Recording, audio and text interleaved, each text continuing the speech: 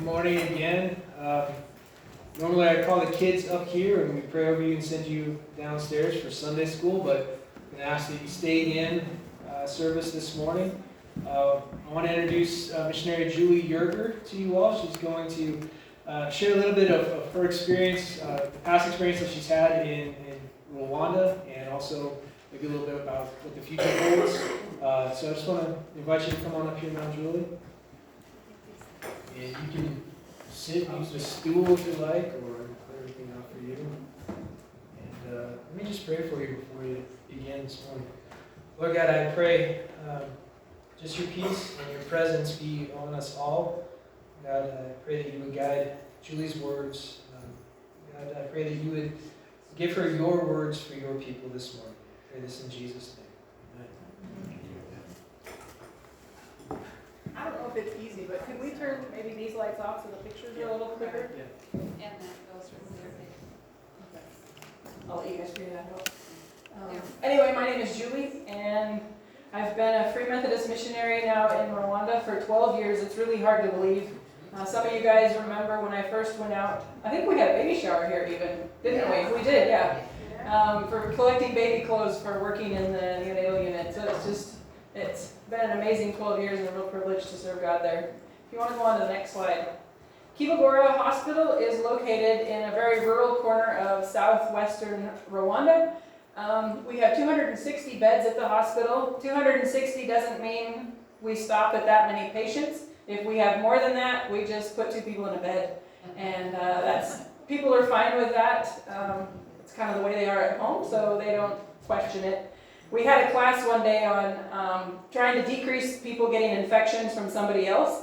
And so we were talking about how you shouldn't have people sharing beds, that that's really not a good idea because they might get the infection that the one person has that's in the bed with them. And a week later, some of the hospital staff came up to us and said, we have a real problem in post-surgery because we have 3 people in a bed.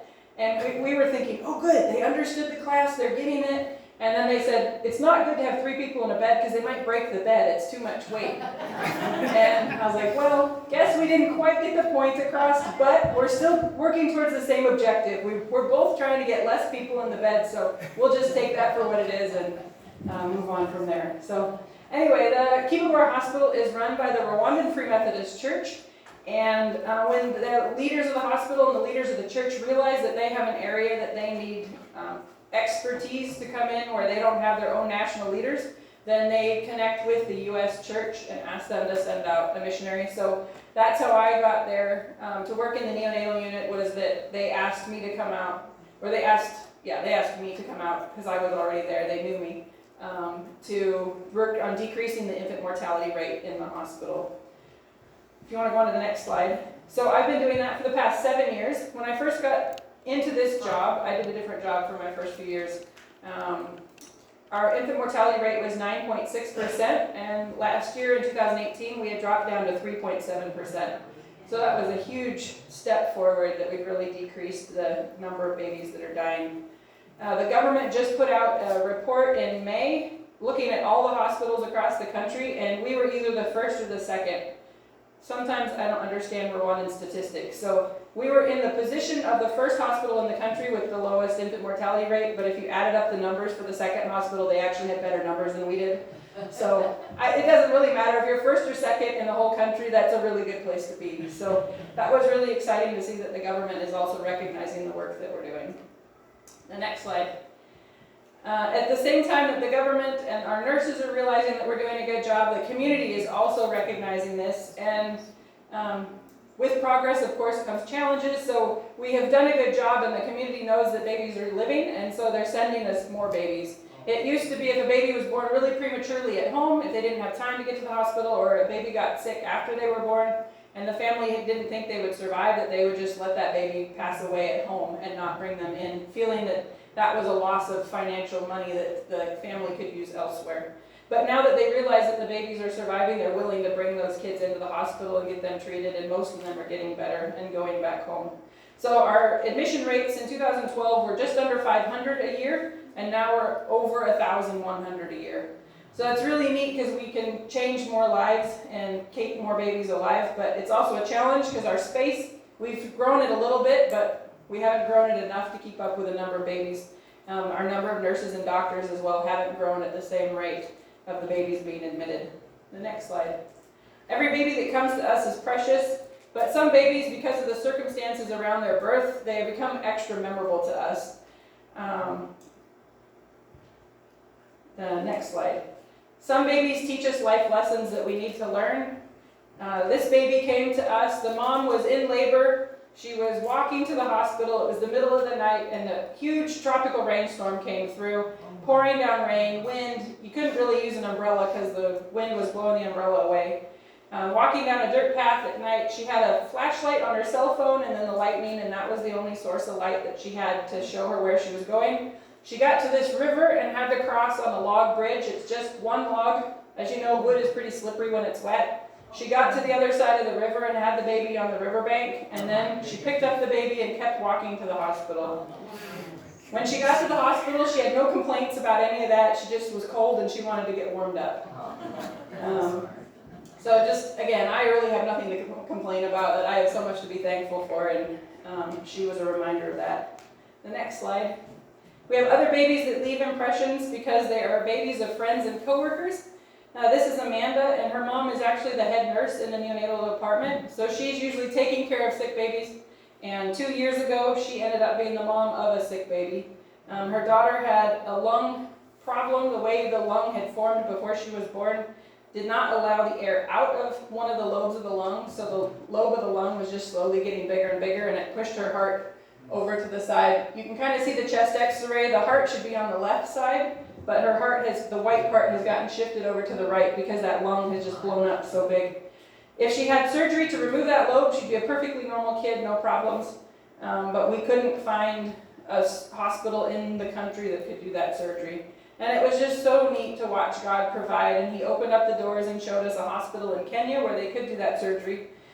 She had this surgery when she was 4 months old, and everything went well. She's doing great. You can see this is a fairly recent picture of her. She'll be two years old next month, and she's got a scar on her back from the surgery, but the family sees that as a reminder to her that God performed in miraculous ways to keep her alive, and that she has an incredible testimony in the life to come.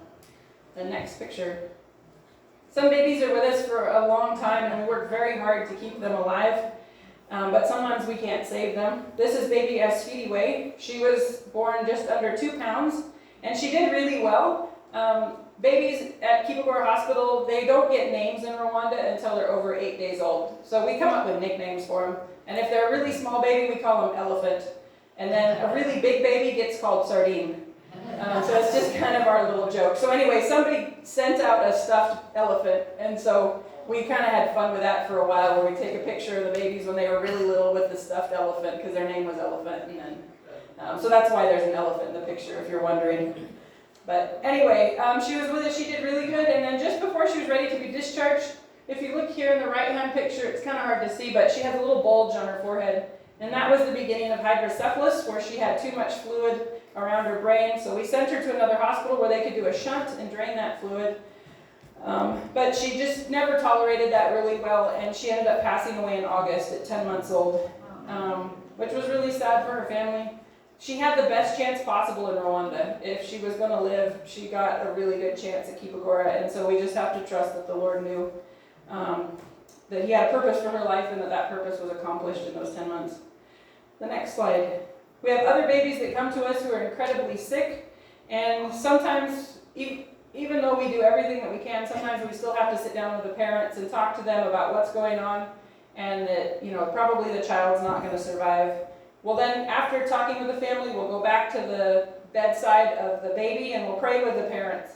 And I just love it, because so many times we're praying with the parents and this baby, and yet the other moms in the room behind us will start praying. And you just get this, it becomes a holy room as everybody's just praying for this baby to survive. And many times God does step in and He does heal.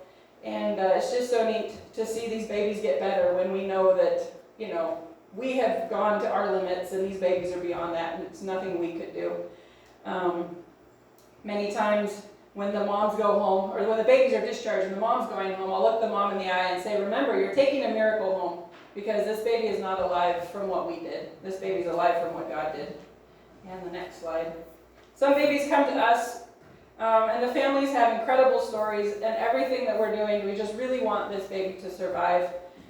We had one last year. The family heard about one of our doctors, our obstetricians, and so she started coming to us. She was from 3 hours away, and so she would drive through the rainforest and stay the night, and then come in and have her prenatal visit, and then go home the following day. She came to us for a 27-week checkup, and everything looked good. She went home and then realized she'd left her identity papers and her insurance papers at the guest house that she'd been staying in. So the following week, she came back to pick up those papers. And when she was back at Kibagora picking up those papers, she started feeling sick. And so she came into the hospital for a checkup. Her blood pressure had gone sky high, and so they had to do an emergency C-section because it wasn't safe to continue the pregnancy. Mom thought she was 28 weeks pregnant. Thankfully, when the baby was born, she was actually 31 weeks pregnant. Baby weighed in at 1 pound, 8 ounces, so she was tiny. And the family was really upset. They wanted her to be born closer to home, because again, they're 3 hours away. They don't have any family or friends in the area. And Mom is 45 years old at this point. It was her 23rd pregnancy, and they only had one living child at home. And so now they're looking at this teeny tiny baby who's born so premature and away from family and friends, and they're just so scared that they're going to lose another one. So our staff stepped in, and we were doing everything that we could. We were praying for her. And then the hospital staff, the other staff in other departments started hearing about this family. And so they came in and they started doing laundry for the mom. They would cook her food, anything that they could do so that this mom could spend as much time as possible with her baby. And it was just really neat to see everybody surrounding them and helping them because they were so far away from family and friends.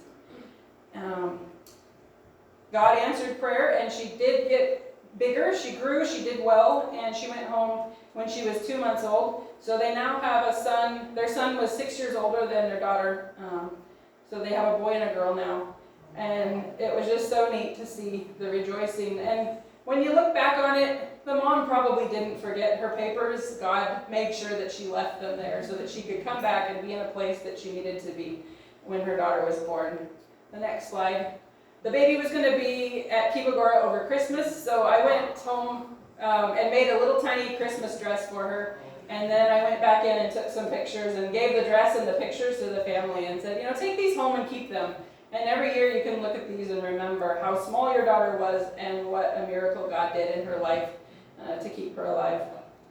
Next slide.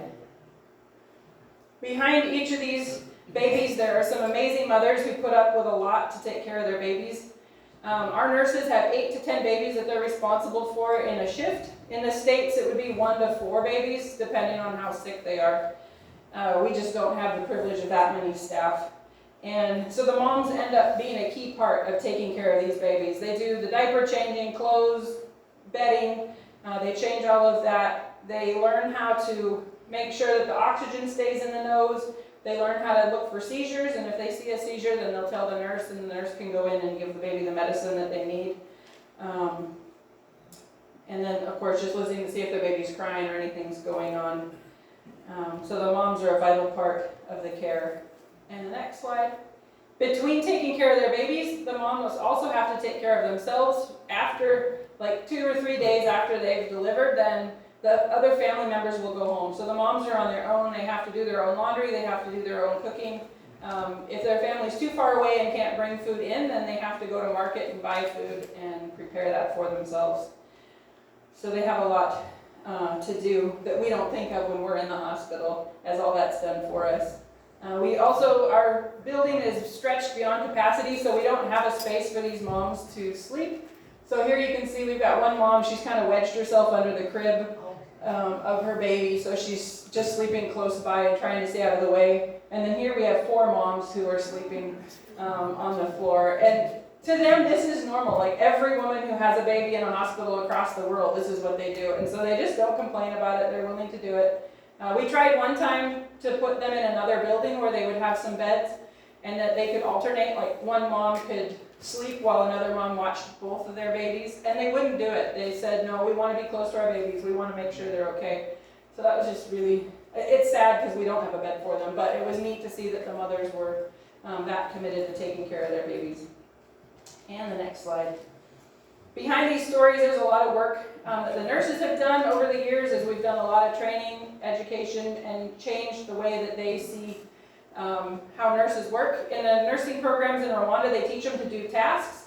So they have to come in and they do certain jobs, blood pressures, giving medications, things like that. But we've taught them how to come in and look at the baby. If they're having trouble breathing, what do you need to do? Do you need to increase the oxygen? Do you need to suck out their nose? Is there some mucus in there that's blocking it? And so just looking at nursing care in a different way. And they've made some great changes, and babies are surviving because of that. And the next slide. Projects like this can bring great joy, as it's been neat to see these babies getting better going home. But they also bring some challenges. Sometimes being so close to a project of quality improvement, I can start thinking that I'm the reason that we aren't progressing like I wanted to. This last year we had sat down with the nurses, and as a team we came up with a list of what we thought were the priorities to change in the department. And then as the year went on, things just weren't changing, and I couldn't figure out what the problem was. Like, why weren't we making progress when we had sat down and agreed on it together? And so I was blaming myself, but when I stepped back and looked at it, I realized we had 8 nurses, and of those 8 nurses, 3 of them had gotten new jobs and gone elsewhere. And so over the course of 10 months, we had hired 5 new nurses to train them to become neonatal nurses, and 2 of those 5 had already left us and gone on to other jobs. So it was just because we had such a constant turnover, we couldn't make progress forward because we were constantly trying to bring these new nurses up to speed. And it wasn't my fault. I wasn't doing anything wrong. I just needed to look at the big picture on why we weren't going forward. The next slide. I blamed myself for the lack of progress and found it discouraging. But this summer I've been reading a book by Beth Moore on the life of David, and she highlighted 3 points about the story of David and Goliath that helped me to see that I wasn't treating myself the way the Bible says I should. So just, most of you know the story. David is sent by his father with food to take to his brothers in the Israelite army. And when David gets there, he hears Goliath's challenge to the Israelite army to send out someone to fight him, and whichever one of the 2 soldiers wins, their nation becomes the victor over the other nation. And I'm going to read from 1 Samuel 17:36 to 49. You want to go on to I think 2 slides forward actually, sorry. Your servant has killed both the lion and the bear. This uncircumcised Philistine will be like one of them, because he defied the armies of the living God. The Lord who rescued me from the paw of the lion and the paw of the bear will rescue me from the hand of this Philistine. Saul said to David, "Go, and the Lord be with you." Then Saul dressed David in his own tunic. He put a coat of armor on him and a bronze helmet on his head. Can you just keep up with me as I go through? Thanks. David fastened on his sword over the tunic and tried walking around, because he was not used to them. "I cannot go in these," he said to Saul, "because I'm not used to them." So he took them off. Then he took his staff in his hand, chose 5 smooth stones from the stream, put them in the pouch of his shepherd's bag, and with his sling in his hand, he approached the Philistine. Meanwhile, the Philistine, with his shield bearer in front of him, kept coming closer to David. He looked David over and saw he was little more than a boy, glowing with health and handsome, and he despised him. He said to David, "Am I a dog that you come at me with sticks?" And the Philistine cursed David by his gods. "Come here," he said, "and I'll give your flesh to the birds and the wild animals." David said to the Philistine, "You come against me with sword and spear and javelin, but I come against you in the name of the Lord Almighty, the Lord of the armies of Israel, whom you have defied. This day the Lord will deliver you into my hands, and I'll strike you down and cut off your head. This very day I will give the carcasses of the Philistine army to the birds and the wild animals, and the whole world will know that there is a God in Israel. All those gathered here will know that it is not by sword or spear that the Lord saves, for the battle is the Lord's, and he will give all of you into our hands." As the Philistine moved closer to attack him, David ran quickly toward the battle line to meet him. Reaching into his bag, taking out a stone, he slung it and struck the Philistine on the forehead. The stone sank into his forehead, and he fell face down on the ground. As David stood on the hillside, if you want to go to the next one, yeah, perfect. With the Israelite army and heard the soldiers talking about Goliath, the Israelite soldiers were afraid of Goliath. They had looked at Goliath and compared Goliath's strength with their own personal strength. And Goliath was over 9 feet tall. He had more than 125 pounds of armor protecting him. So comparing him to an average Israelite soldier, Goliath was definitely stronger. David came on the scene and he looked at Goliath and he was comparing Goliath to God's strength. He knew that God was ultimately much stronger than Goliath was. David's comparison of Goliath versus God didn't mean that David's battle would be effortless. David still had to face the giant, and in his strength he had to conquer. But as Beth Moore said, David's confidence in God caused a simple pebble to hit like a boulder. The next slide. For over a year now at Kibagora, we have been really tight financially. Medicines and supplies have run out in ways that we have never experienced in the 12 years that I've been there. Working in Africa, you get used to having a shortage of something for a short period of time. But then usually it comes back into supply. You get used to having less staff than you need. And sometimes you even work without running water or without electricity. It's not ideal, but it happens. But this time it's been much longer periods of time and more often than I'd ever experienced. It seems like a powerful Goliath because the money that we need has to come from the National Insurance Program. So everybody that comes to the hospital with insurance, they pay 10% of their bill, and then the government reimburses the hospital 90% of the bill. But since March of this year, the government has not sent us the reimbursement payments. And so the hospital has used all the funds that they have to try to keep buying medications when they're not getting reimbursed for care that's been given. It's a powerful Goliath. The hospital has no authority to go to the government insurance program and say, can you please pay us?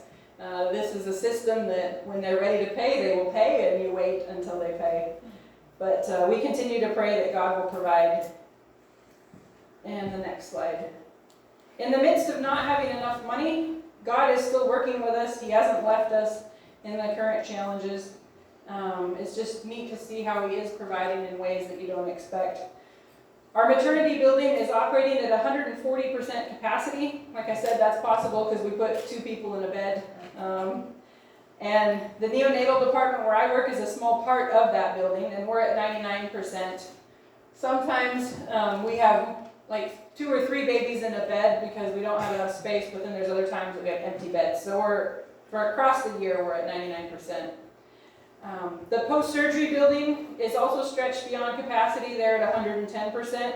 So we have 2 buildings that desperately needed to be replaced, and yet we don't have money for gauze and gloves. So how in the world, if we can't buy those, can we replace 2 buildings that we've outgrown? Again, it's a huge Goliath, and yet God's timing is perfect, and He has a plan to provide. We have partners that are working with us now to try to raise funds for the maternity building. And then on the next slide, we have a group of orthopedic surgeons who come out from Germany every year. And last year they approached us about going back to Germany, and they're looking to find a donor that would pay for a new post-surgery building.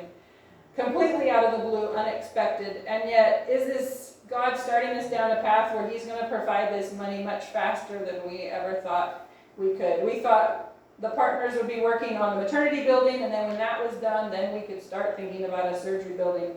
And yet maybe God's going to provide for both of those at the same time. So we're praying on that, and we'll see how that goes. It's always also been neat to see how, again, God just surprises us. There was a church, the Free Methodist Church in Centralia recently had a garage sale, and out of just donated used items from their church, they got $11,000 towards the maternity building. And I mean, I didn't know that the used items in your house were that valuable. But that was just so exciting because, it's just a reminder when they wrote and told me about it that, we can tell the hospital staff, they're struggling, their salaries are being paid late, they're discouraged, they don't have the supplies that they need, and yet just to tell them, hey, people in the U.S. care, they're working on finding money for this new maternity building. And then for me too, on tough days, just a reminder that, I'm not forgotten, that you guys are remembering me, and that we're all working in this together, and God is providing. The next slide. David was brought before Saul, and once Saul gave in to David's going to fight Goliath, he insisted that David wear his armor. David tried that armor on, and yet David was comfortable enough with himself to stand up to the king of Israel, to Saul, and say, I can't wear this armor. It's not me. It's not for me. It doesn't fit me. And David knew that he was going to fight the battle in a different way. He picked up 5 stones from the stream and took his sling. And in the power of God, a giant fell that day, because Goliath's strength could not compare to God's strength by any means. David didn't go into the battle to make himself look good.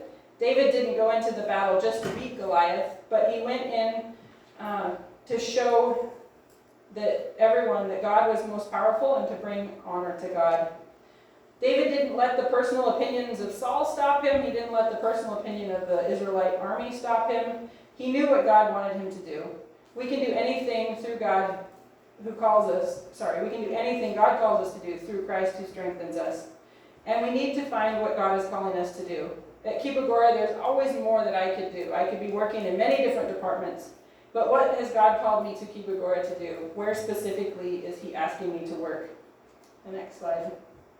In 2018, it was a year for me seeing God close doors for people who wanted to come out to the hospital and work full-time from the U.S. and other countries.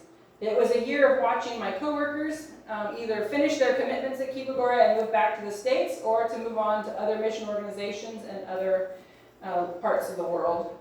In August 2018, the last car pulled away and I was alone. Not really alone, as I have a lot of Rwandan friends and coworkers, but I was the only expat international person living and working at the hospital.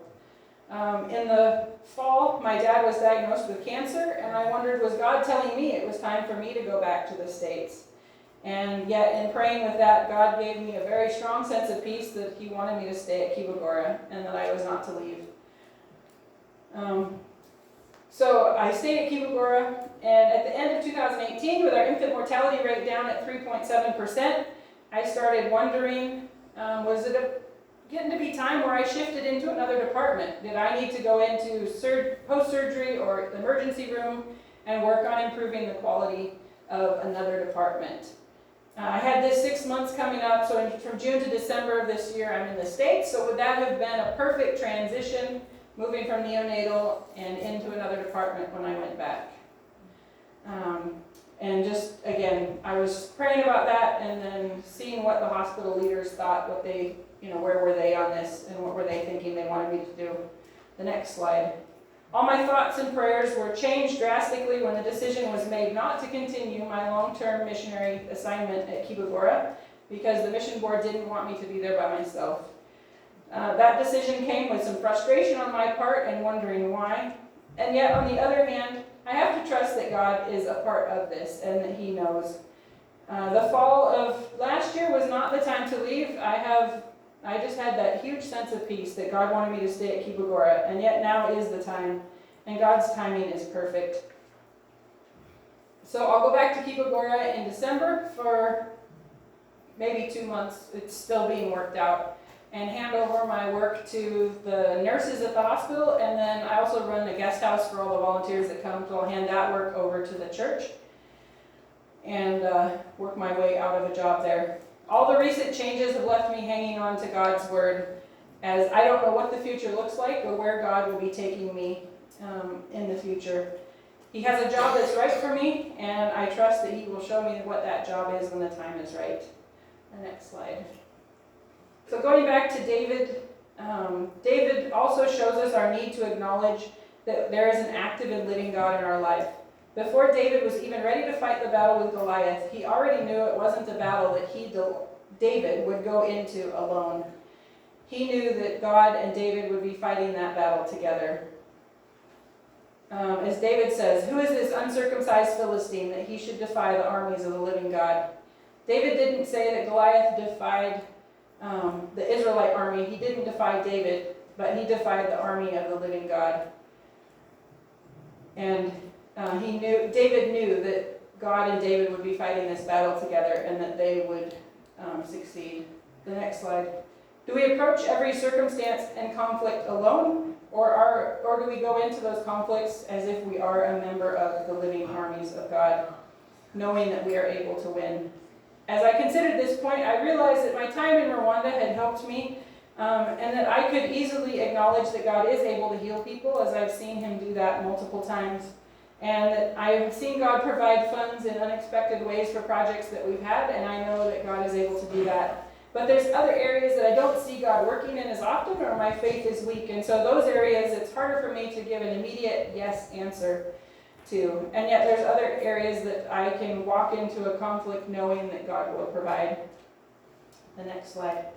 Looking at Kibagora, I can be discouraged and sad that I won't be there. I can see so many jobs that still need to be done, places where I could help, and yet God is still there when I'm gone. God will provide the workers that the hospital needs and the resources that they need. He will continue to heal. A couple of years ago, we lost our American surgeon at the hospital, and yet God provided a national surgeon. He's stable in the community. He's going to be there for a while, and the government is starting to recognize him. They're sending him medical students. They're sending him surgical residents. And so that's just, Kibagora is now able to put back into the nation quality education because this national surgeon is there. So what we saw was a loss. God actually knew that it was going to be a gain for the future of the hospital.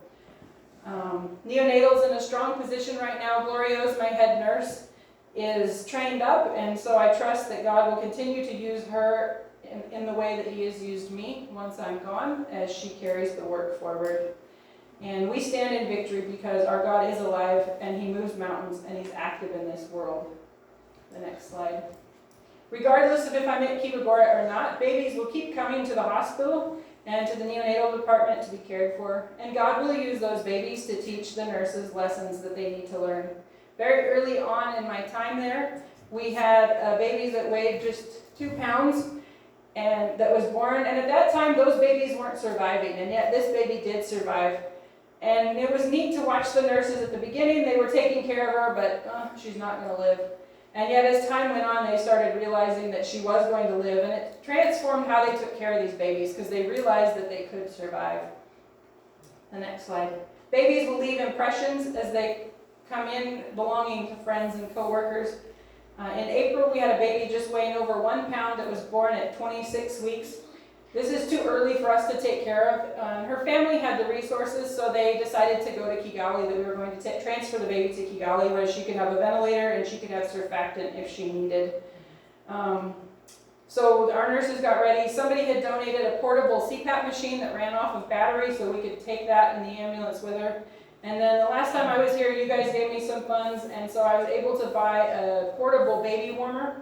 They're like sleeping bags, and then underneath they have a sack of, it's kind of like candle wax inside. And so you put that candle wax in a warmer and it turns into a liquid as it heats up. And that maintains the heat for 6 to 8 hours. And so you put that on the bottom side of the sleeping bag and you wrap these babies up in them, and so we can transport them